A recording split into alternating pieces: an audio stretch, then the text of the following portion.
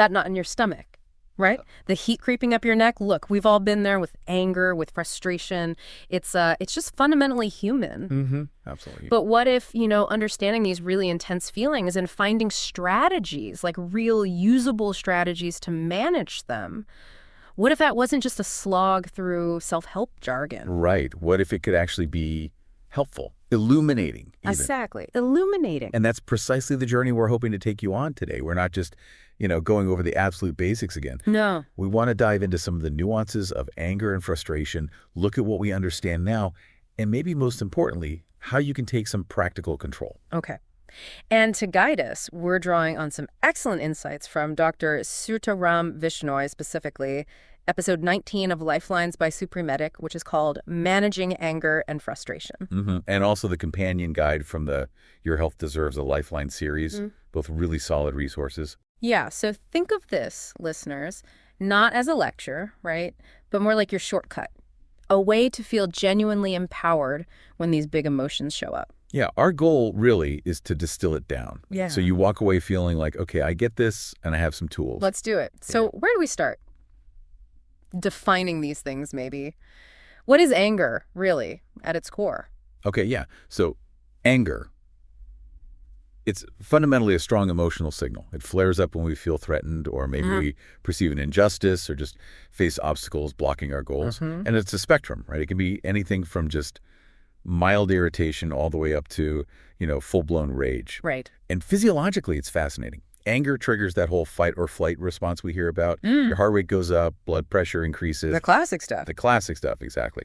But it's actually more complex, involving hormones like norepinephrine 2, which primes us for action. And while this is, at its root, protective. Sure, it kept our ancestors alive. Precisely. But when that response is triggered constantly or inappropriately, that's when uncontrolled anger becomes problematic. Got it. Okay, so that's anger. Where does frustration fit in? Is it just like anger light? Sometimes it feels that way. But frustration is more specifically that gnawing feeling of being blocked, stuck, unable to get to where you want to go or achieve something you're aiming for. Okay. It often rides shotgun with anger, definitely. But it can also pop up on its own just from feeling powerless or facing setback after setback. Can you give an example? Like, what's a classic frustration scenario? Oh, sure. Imagine you've spent hours working on something important on your computer. Yep, I know where this is going. And then the software crashes. You lose everything. That feeling of, I can't move forward, all that effort gone, that intense feeling of being blocked, that's pure frustration. Oh, yeah. Definitely felt that one. So, okay, both anger and frustration are normal. They happen. Totally normal. Part of the human package. But it's when they're kind of running the show, when they're unchecked, that we get into trouble. Exactly. That's the key. Unchecked, they can really start to chip away at our well-being in ways we might not even realize at first. And understanding that impact, that's often the motivation we need to actually manage them better. Okay, so let's talk about that impact. We've sort of defined them. Now, why is it so critical to get a handle on these? What happens if we just let anger and frustration run wild? Well, the consequences are pretty far-reaching. They go way beyond just feeling grumpy or stressed in the moment. Let's start with the physical side. Physical, yeah.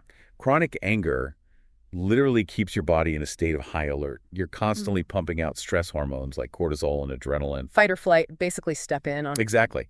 And research links this chronic stress state directly to increased inflammation throughout the body, which is a major factor in developing things like high blood pressure, heart disease. Wow. But also stuff like chronic headaches, digestive issues like IBS. It's quite systemic. So it's not just in your head, it's actually making our bodies, well, inflamed. Precisely. And then there's the mental health impact, which is just as significant. Okay. Unresolved anger and frustration can be like fertilizer for anxiety and depression. Yeah. They fuel that negative thought loop, rumination. Oh, yeah. Replaying things over and over. Exactly. And that can lead to this pervasive feeling of helplessness, like you're trapped. It's like having a constant low-level alarm bell ringing in your mind. That makes sense. And I imagine relationships take a hit, too. Oh, absolutely. Unmanaged anger can be like this invisible barrier pushing people away. Sometimes it's obvious, like lashing out verbally. Yeah. But sometimes it's more subtle, like constant irritability or maybe emotional withdrawal, just shutting down. Pulling away. Yeah. And over time, that really erodes trust. Yeah. It damages the foundations of our connections, whether it's with family, friends, partners, or even colleagues at work. I think we've all felt that regret after snapping at someone, saying something you wish you could just snatch back out of the air. hmm That regret is powerful. And it connects to another critical impact: decision-making. How so? Well, when anger floods your system, the rational part of your brain, the prefrontal cortex, the bit responsible for judgment, planning, impulse control, it kind of gets sidelined. It goes offline for a bit. Pretty much. The more reactive, emotional parts of the brain take over. And that makes us far more likely to act impulsively, to make choices we later regret. Which then probably fuels more anger or frustration. Exactly. It can become this really vicious cycle. Okay, wow. The message is definitely clear. Ignoring this stuff has real costs: physical, mental, relational, even in our choices. It really does. So let's pivot to solutions. We need strategies. What are some practical, like in-the-moment tools we can actually use when we feel that anger or frustration starting to rise? Okay, yeah, the practical toolkit. One of the most immediate and honestly surprisingly powerful techniques is simply to pause and breathe. Pause and breathe. Okay. Sounds simple, maybe too simple. How does just breathing help when you're seeing red? It's about physiology. When anger surges, our sympathetic nervous system, the accelerator, kicks into high gear. Right, fight or flight. Taking a conscious pause, even just for a few seconds, interrupts that automatic runaway train. And then deep, controlled breathing, like that box breathing pattern. Inhale for 4, hold for 4, exhale for 4. Okay. That directly stimulates the parasympathetic nervous system. That's our body's natural brake. It slows the heart rate, lowers blood pressure, lets that adrenaline surge start to subside. It gives you that crucial moment of space, of clarity, before you react. Ah, like hitting a physiological reset button. I like that. Okay, pause and breathe.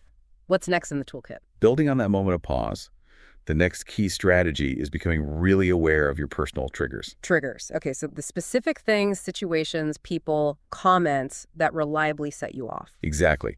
Understanding what tends to light your fuse, whether it's certain types of interactions, specific people, feeling unheard, unmet expectations, that self-knowledge is incredibly powerful. Because then you can anticipate it. Precisely.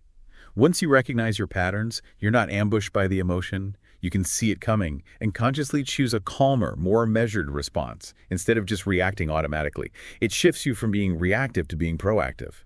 Okay, so identifying the emotional tripwires. How do we actually figure out what those are? It's not always obvious. No, it often isn't. Reflection is key. Think back to recent times you felt really angry or frustrated. What was going on? Who was involved? What were you thinking or needing in that moment? Kind of like being a detective about your own emotions. Yeah, exactly.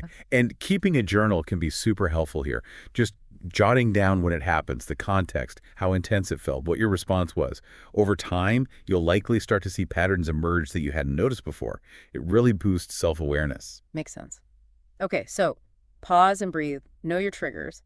But we can't just notice our anger and then stuff it down, right? That doesn't seem healthy either. Absolutely not. Suppression isn't the goal, and usually backfires anyway. So our third strategy is all about expressing your emotions constructively. Constructively. Okay, how? It means finding healthy ways to communicate your feelings without resorting to aggression, blame, or shutting down completely. Is this where the famous I statements come in? I feel like I hear about those a lot. That's a big part of it, yes. I statements are really foundational for assertive, non-aggressive communication. Instead of starting with "you always" or "you make me feel," which instantly puts the other person on the defensive. Right, they just shut down or fight back. Exactly. You focus on your experience. So instead of, say, "you never listen," you might try, "I feel unheard right now when I'm trying to explain this," or "I feel frustrated when the plan changes at the last minute." Ah, okay. It takes the accusation out of it. It does. It allows you to express your feeling clearly, take ownership of it, and opens the door for a more productive conversation rather than just escalating the conflict. That makes a lot of sense.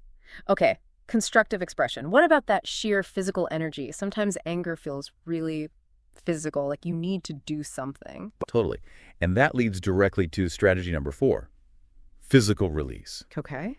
Engaging in physical activity is a fantastic way to burn off that pent-up energy and also help metabolize those stress hormones swirling around in your system. So literally moving your body helps shift the emotion. Absolutely. It could be something intense like going for a run, hitting a punching bag if you have one, doing some push-ups. Sure. Or it could be something more calming but still physical, like yoga, or even just a brisk walk around the block to clear your head. Ugh. The key is finding an outlet that works for you.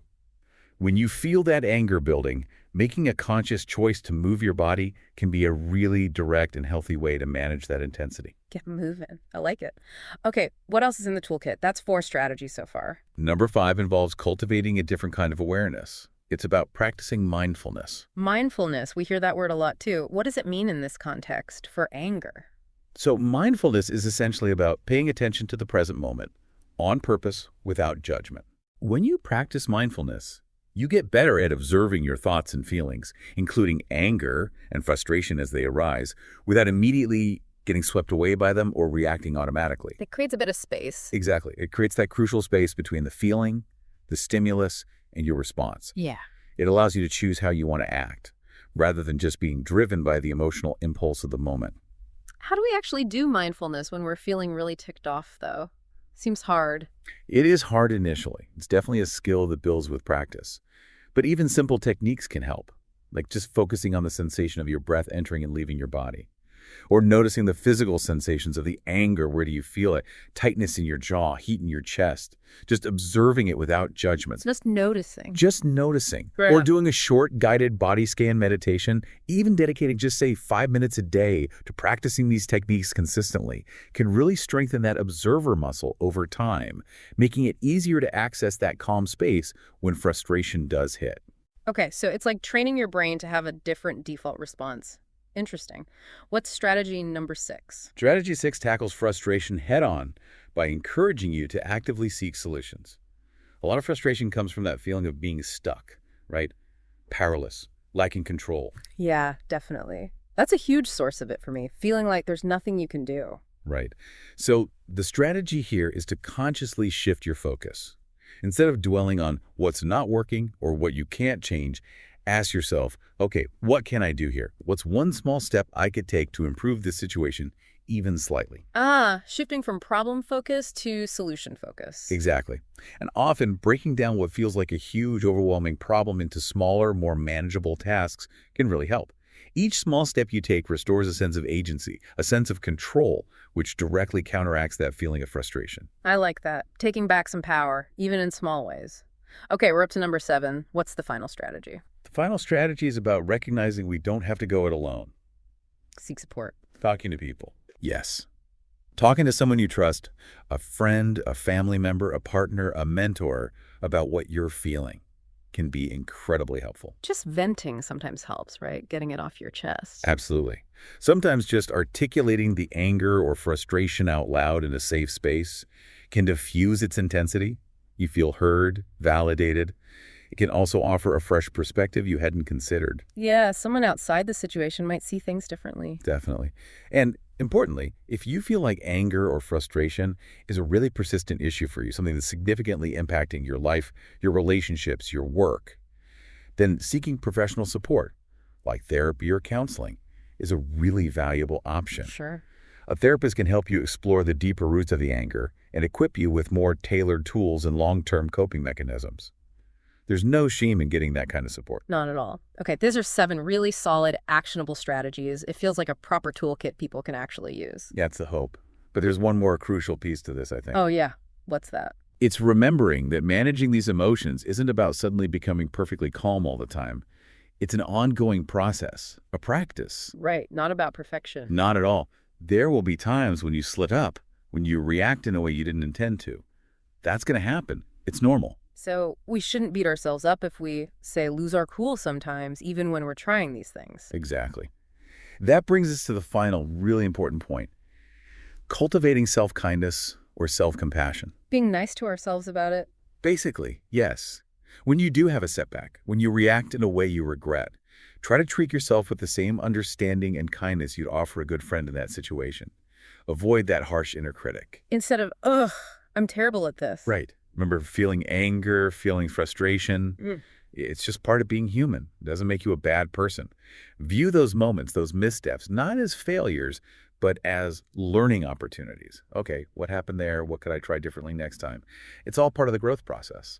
That's a much healthier way to look at it. We're all works in progress here. Aren't we just... So yeah, as we kind of wrap this up, the main takeaway is, yes, anger and frustration are powerful, they're real, they're natural, Yeah. but they don't have to run your life. They are controllable. They are manageable. And we've talked through quite a few tools today that immediate power of the pause and breath, Knowing your triggers. practicing mindfulness to create that space, using assertive I statements to communicate better. Physical release, seeking solutions, getting support. Exactly. It's a whole range of things you can draw on. And the payoff for putting in this effort, for actively managing these emotions, is pretty huge, isn't it? Better health, stronger relationships. Better mental clarity, improved decision-making, just an overall greater sense of well-being, and frankly, resilience. Yeah, resilience. That's a good word for it. It really is about building a more fulfilling life, not just for you, but also for the people around you. So maybe a final thought for everyone listening to take away and mull over. Yeah. Think about a recent time you felt really angry or really frustrated. Just bring a specific instance to mind.